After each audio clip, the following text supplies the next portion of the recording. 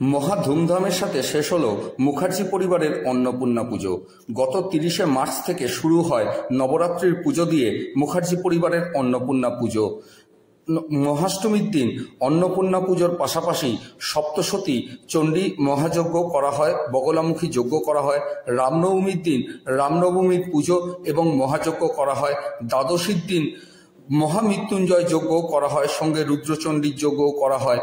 এদিন মহা ধুমধামের সাথে মা অন্নপূর্ণার সিঁদুর খেলা বরণের পাশাপাশি শোভাযাত্রা করে রায়বাজার থেকে এই শোভাযাত্রা এদিন বেরিয়ে ময়ূরপঙ্খী ঘাটে এসে মা অন্নপূর্ণার বিসর্জনের মাধ্যমে সমাপ্ত হয়। এদিনের অনুষ্ঠানে উপস্থিত ছিলেন জয়দীপবাবু ছাড়াও এলাকার বহু মানুষ। এদিন এলাকার সমস্ত মহিলারা এবং মুখার্জি পরিবারের সদস্যরা সকলে মিলে মাকে বরণ করে নেওয়ার পাশাপাশি সিঁদুর খেলায় মেতে ওঠেন। তারপরে আলো এবং ব্যান্ড সহযোগে মুখার্জি বাড়ি থেকে এই শোভাযাত্রা বের হয়ে বালির মোড় হয়ে হুগলির বিভিন্ন পথ ঘুরে, চুঁচুড়ার বিভিন্ন পথ ঘুরে শেষে ময়ূরপঙ্খী ঘাটে এসে বিসর্জনের মাধ্যমে শোভাযাত্রা সমাপ্ত হয়।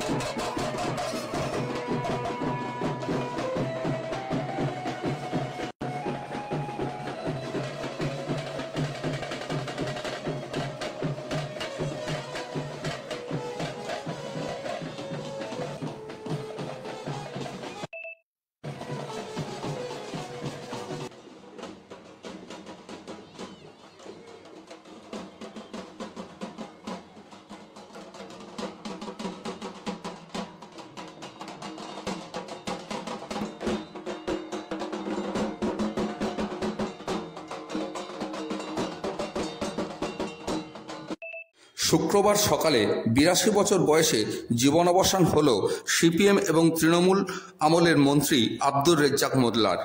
82 বছর বয়সে এদিন তিনি ক্যানিং পূর্বের পাকুড়ি বাকড়া গ্রামের মিলনবাজার এলাকার পৈতৃক ভিটেতে শেষ নিঃশ্বাস ত্যাগ করেন।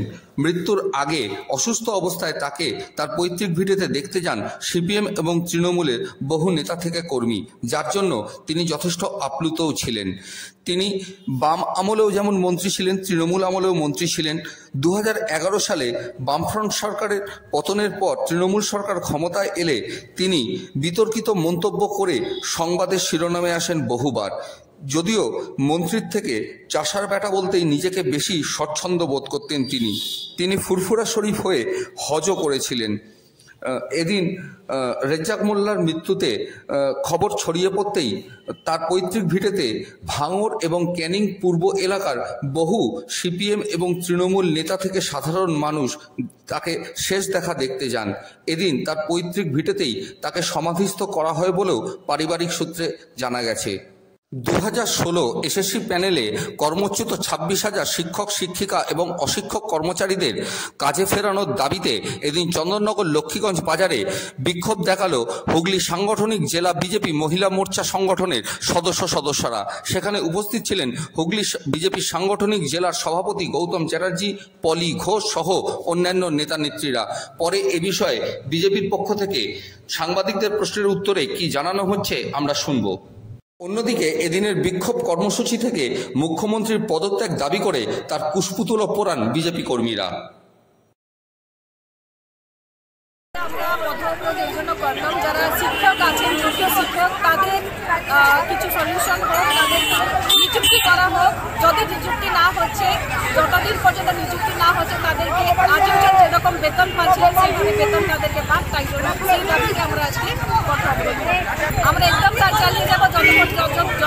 পর্যন্ত তাদেরকে সলিউশন দেওয়া হচ্ছে না, চাকরি দেওয়া হচ্ছে না, বেতন দেওয়া হচ্ছে না, ততদিন পর্যন্ত আমরা আন্দোলন চলবে। তারিখে আমাদের সভাপতি, যে আমাদের রাজ্য সভাপতি, তাদেরকে নিয়ে উনি একটা মহামিছিল একটা ডেকেছেন। আমরা সকলে সামিল হব এই ডিমান্ড, এই দাবিতে আমরা সামিল হচ্ছি। 13 তারিখ বহু সংখ্যা, মোটামুটি 50 থেকে 70,000 লোক থাকবো না, যত প্রার্থী যত শিক্ষক আছেন তারাও সকলে থাকবে। আমরা একটা দাবি করে সেই দিন 13 তারিখ আমরা সামিল হচ্ছি।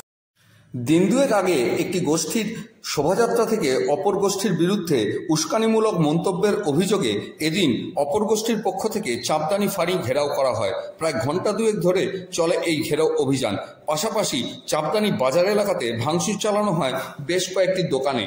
পরে পরিস্থিতি নিয়ন্ত্রণে আনতে চন্দননগর পুলিশ কমিশনারেটের পুলিশ কমিশনার অমিত প্রসাদ জাভালগির নেতৃত্বে বিশাল পুলিশ বাহিনী এলাকায় পৌঁছে লাঠিচার্জ করে সেই গোষ্ঠীকে সেখান থেকে সরিয়ে দেয়। ধরপাকড় করা হয় বেশ কয়েকজনকে। আপাতত পরিস্থিতি নিয়ন্ত্রণে থাকলেও পুলিশের পক্ষ থেকে এলাকায় চালানো হচ্ছে মাইকিং এবং রুট মার্চ। পরিস্থিতি নিয়ন্ত্রণে রাখতে কি বলছেন এলাকার মানুষ আমরা শুনে নেব। যাচ্ছে একটা পকেট অভদ্র ল্যাঙ্গুয়েজ ইউজ করে একটা পার্টিকুলার কমিউনিটিকে, সে ভিডিওটা সোশ্যাল মিডিয়ায় রয়েছে, অনেকক্ষণ খিস্তি গালাগালি একটা পার্টিকুলার কমিউনিটিকে দিয়ে ওকে একটু সহ্য করেছে, ধৈর্য রেখেছে। মামলাটা 9 তারিখে মিটে যায়। 10 তারিখে সকাল থেকে ওই ভিডিওটা সার্কুলেট করা, তারপর মানে উইদিন মিনিটস হাজার হাজার সার্কুলেশন হয়ে গেছে। একটা রাগ, তারপর রাত্রিরে ডেপুটেশন দেওয়া হলো আইসিসি উদ্দেশ্যে। আইসিসি সাহেব কেস নিলেন, এফআইআর হলো। বোধহয় রাত্রিরে একটা অ্যারেস্টও হয়েছে যে আপলোড করেছিল সোশ্যাল মিডিয়াতে। এবার আজকে শুক্রবার নামাজের পর সে বিভিন্ন জায়গা থেকে লোকে খবর পেয়ে একটা বিক্ষোভটা পলতাঘাটে জমায়েত করে আমরা আপ্রান্ত চেষ্টা করলাম। কাউন্সিলর, চেয়ারম্যান, আমার এমএলএও আমার ফোনের সঙ্গে ছিল। কোথাকার এমএলএ? চাঁদদানি এমএলএ অরিন্দম দা। আচ্ছা, উনি যেহেতু বাইরে মিটিংয়ে আছেন, আসতে পারেনি, উনি স্পটে থাকতেন। এবার ওই বিক্ষোভটা আবার অন্য টান হয়ে গেল। বাইরে ছেলেমেয়েরা যেই যোগ দিয়েছে সে প্রটেস্টটা আবার আলাদা হয়ে গেল, অন্য হয়ে গেল। এটা আবার কমিউনাল টান হয়ে গেল। সেই Dalhousie line, N C N road, B M road, কেশোয়াবাগান, সে আবার এটা স্পেশালি এফেক্টেড হয়েছে আমার ওয়ার্ডটা বিএম রোড। আর দুদিক থেকেই আমার ওয়ার্ডে এটা 4 নম্বর পড়ে। এই এত ভাঙচুর কারা করলো? এইসব ভাঙচুর সে তো মোবে তো আইডেন্টিফিকেশন নয়। আমি তো বারবার বলছি, প্রশাসনকে বলেছি যে বাইরের ছেলে আপনারা নোটিস করুন, লোকাল ছেলে নেই। কমিটিকে বোঝানো হয়েছে, ইমামদের বোঝানো হয়েছে, তারা খুব ধৈর্য রেখেছে। তারা পরিষ্কার বলেছে যে কোনো আইনকে হাতে নেওয়া চলবে না। লোকে সাড়া দিয়েছে, কিন্তু বেশিরভাগ ছেলেরা অ্যাঙ্গাস, ভদ্রেশ্বর, কাজীপাড়া, আমাদের বৈদ্যবাড়ি কাজীপাড়া, ওইখান থেকে এসে ওরাই ভাঙচুর করে বেরিয়ে গেল। এবার আমরা চাঁদদানি ভুগছি। যারা প্রোটেস্ট করছে তাদের একটাই ডিমান্ড ছিল যে ভিডিওতে যারাই দেখা যাচ্ছে, যারাই ফিল্দি ল্যাঙ্গুয়েজ ইউজ করেছে, তাদেরকে যেন অ্যারেস্ট করা হবে। সিপি সাহেব একদম পরিষ্কার বললেন যে আমি কাউকে ছাড়বো না, আমাদেরকে সামনে সব অ্যারেস্ট করবো। সিপি সাহেব দীর্ঘক্ষণ বোঝাবার চেষ্টা করলো যে প্রশাসন থেকে একদম মানে কৃতজ্ঞতা জানে যে উনি 2 থেকে 3 ঘন্টা এত কন্ট্রোলড ওয়েতে বোঝানোর চেষ্টা করেছে। কিন্তু মোবে কোনো ফেস হয় না, অ্যাম্বুলেন্সে হয় না। এবার ওইটা ডিফারেন্ট জায়গায় গিয়ে ভাঙচুর হয়েছে। বলছি কেউ আহত হয়েছে এই ঘটনা? এই তো আহত হয়েছে, সামনে অ্যাম্বুলেন্স আমরা বেরোচ্ছি। এবার কী হয়েছে ওখানে? মাথা ফেটেছে একজন, আমার হাতে উঠে গেছে। এখানে কি দোকানপাট ভাঙচুর করা হয়েছে? দোকানপাট ভাঙচুর হয়েছে, বাড়ি ভাঙচুর হয়েছে, সব গড়ে। আমার কান্না আসছে গড়ে। কি মনে হয় বাইরে থেকে বলছেন সবাই মধ্যে রাজনৈতিক উস্কানি আছে? একদম আছে। আপনারা তদন্ত করুন, জার্নালিস্টিক ইনভেস্টিগেশন করুন না।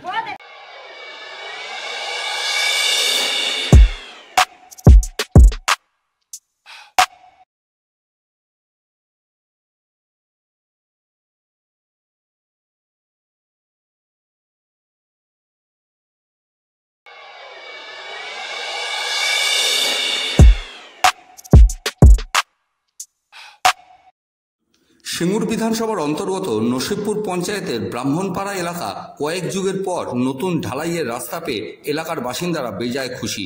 বৃহস্পতিবার সকাল থেকেই এই ঢালাই রাস্তার কাজ শুরু হয়েছে। হুগলির সিঙ্গুর বিধানসভার অন্তর্গত নসিবপুর পঞ্চায়েতের সদস্য বাসুদেব চট্টোপাধ্যায়ের তত্ত্বাবধানে এই কাজ শুরু হয়েছে।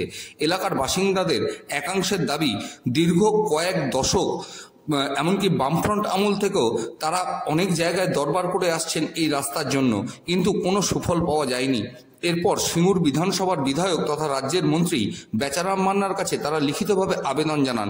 এরপর বেচারামবাবু নসিবপুর পঞ্চায়েতের গ্রামসভার সদস্য বাসুদেব চট্টোপাধ্যায়কে দায়িত্ব দিলে বাসুদেববাবু এই রাস্তার কাজ শুরু করলেন। বৃহস্পতিবার বাসুদেববাবু নিজে দাঁড়িয়ে থেকে নতুন রাস্তার কাজ তত্ত্বাবধান করেন।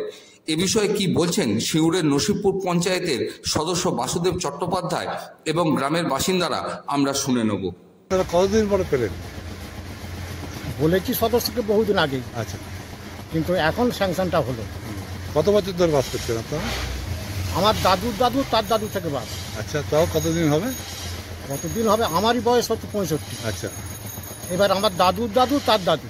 আচ্ছা, মানে এই যে রাস্তাটা কোনোদিন ঢালাই রাস্তা পান? না না, এই প্রথম পেলেন? এই কাঁচা বাড়ি ছিল, পরে পরে আস্তে আস্তে বাড়ি হয়েছে, আর এই কাঁচা রাস্তাই ছিল। আচ্ছা, এখন কি পেলেন? এখন ঢালাই রাস্তা হবে, কাজ শুরু হয়ে গেছে? কাজ শুরু হয়ে গেছে, আজকেই হবে। এই যে রাস্তাটা এতদিন পর পেলেন, এটা যদি বিধায়কের জন্যই পেলেন তো? আমাদের সদস্য, হ্যাঁ, সদস্য বিধায়ককে বলেছিলেন? হ্যাঁ, আমরা তো আগে সদস্যকে চিনব, তারপরে তো বিধায়ক। হ্যাঁ, সদস্যকে বসুদেব চক্রবর্তী, তার সহযোগিতায় আপনারা রাস্তা পেলেন? অবশ্যই, আর সহযোগিতা নাহলে তো আমরা পেতাম না। প্রায় 100 বছর পর, তারও বেশি হবে। 100 বছর বললাম তো, আমাদের এই এখানে যে বাস করা, আমার দাদুর দাদু তার দাদু থেকে বাস করছি। মানে এতদিন কেউ আপনার রাস্তা করে দেয়নি? না না, এই প্রথম হলো। এই তো।